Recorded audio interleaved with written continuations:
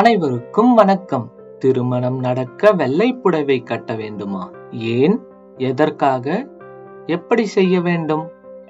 ஒரு காலத்தில் கணவனை இழந்தவர்கள் வெள்ளை ஆடை உடுத்துவது வழக்கமாக இருந்தது.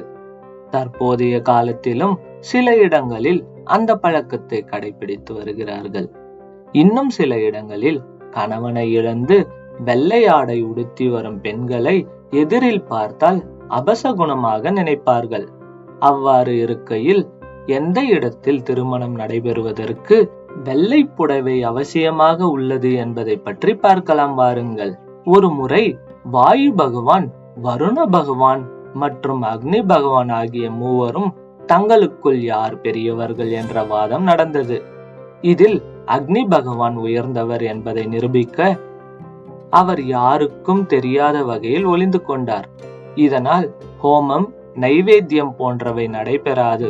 முனிவர்கள், தேவர்கள் அனைவரும் சிவபெருமானிடம் சென்று முறையிட்டனர். அதன் பேரில் சிவபெருமான் அக்னி பகவானை வெளியே வரும்படி கட்டளையிட்டார். சிவபெருமான் கட்டளையிட்டபடி அக்னி பகவான் வெளியே வந்த பிறகு அக்னி பகவானுக்கு 2 முகம், 3 பாதம், 4 கொம்புகள், 7 கைகள் மற்றும் 7 ஜுவாலைகளுடன் கூடிய உருவத்தை சிவபெருமான் அருளினார். அக்னி பகவான் தான் பெற்ற உருவத்துடன் நாகப்பட்டினம் அருகே திருப்புகலூர் அக்னீஸ்வரர் கோவிலில் காட்சியளிக்கிறார்.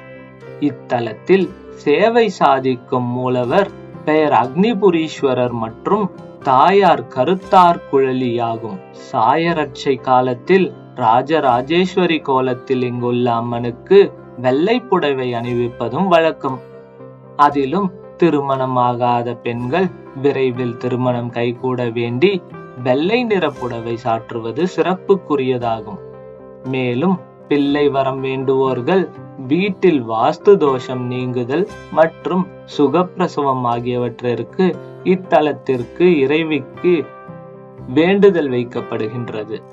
அதோடு மட்டுமல்லாமல் கல்யாண மாலை, சந்தன காப்பு, அபிஷேகம், நைவேத்தியம் போன்றவையும் நேர்த்தி கடனாக அளிக்கப்படுகின்றது. இத்தலத்தில் உள்ள இறைவன் சுயம்பு மூர்த்தியாக காட்சியளிப்பது சிறப்புக்குரியதாகும். அக்னி பகவானுக்கு உருவம் கொண்ட திருத்தலமாகவும் சிவபெருமானின் தேவார பாடல் பெற்ற 274வது திருத்தலங்களில் 138வது திருத்தலமாகவும் விளங்குகின்றது. திருமணம் நடப்பதற்காக ஏன் வெள்ளை புடவை கட்ட வேண்டும், அது எதனால் இந்த வழக்கம் உருவானது என்பதை பற்றி நீங்கள் தெரிந்து கொண்டீர்கள். இந்த தகவலை உங்கள் நண்பர்களுக்கும் உறவினர்களுக்கும் ஆன்மீக பெரியோர்களுக்கும் பிரியர்களுக்கும் அனுப்பி வைத்து அவர்களுக்கும் தெரியப்படுத்துங்கள். அவர்களும் இந்த அக்னி பகவான் கோவிலுக்கு சென்று வழிபட்டு அவர்களும் வாழ்வில் திருமணமாக நாம் வாழ்த்துவோம். நன்றி, வணக்கம்.